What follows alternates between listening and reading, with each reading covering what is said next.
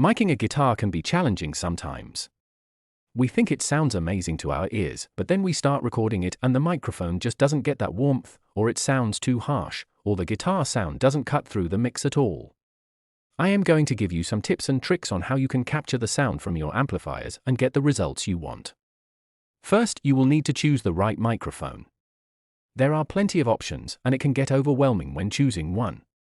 I have listed my recommendations on my last Instagram post. Feel free to check it out and learn more about these microphones.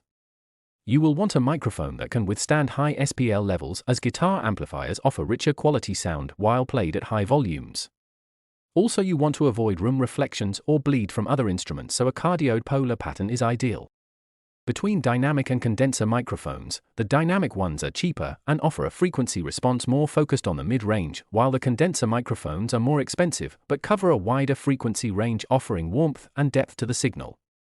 When it comes to placing the microphone, there are a few things to consider: distance, direction, and angle related to the speaker.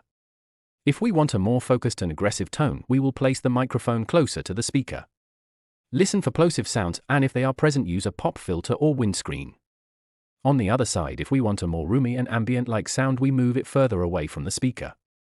In this case, you will have to consider the sound quality of the room. Regarding direction, if we direct the microphone to the center of the speaker, we will get harsher high frequencies, and the further away from the center we get, the warmer and darker the sound will get. And finally, by changing the angle of the microphone will act almost like an equalizer. While having the microphone directed to the center of the speaker, if we tilt it to one side, we will focus the direction of the microphone off the center, capturing a more smoother tone, while the off-axis response of the microphone controls the harsher frequencies from the center of the speaker. By doing this, you can get a better balance between high, mids, and low frequencies. To take it one step further, you can place more than one microphone. Different microphones, distances, directions, and angles to get a more complex and detailed guitar sound. If doing this, be aware of any phase issues. Ultimately, experiment and trust your ears. Every guitar and amplifier is different, so there is no perfect way. Keep experimenting and learning to find what works for you. Follow Roadie Joe for more about recording, mixing, and production.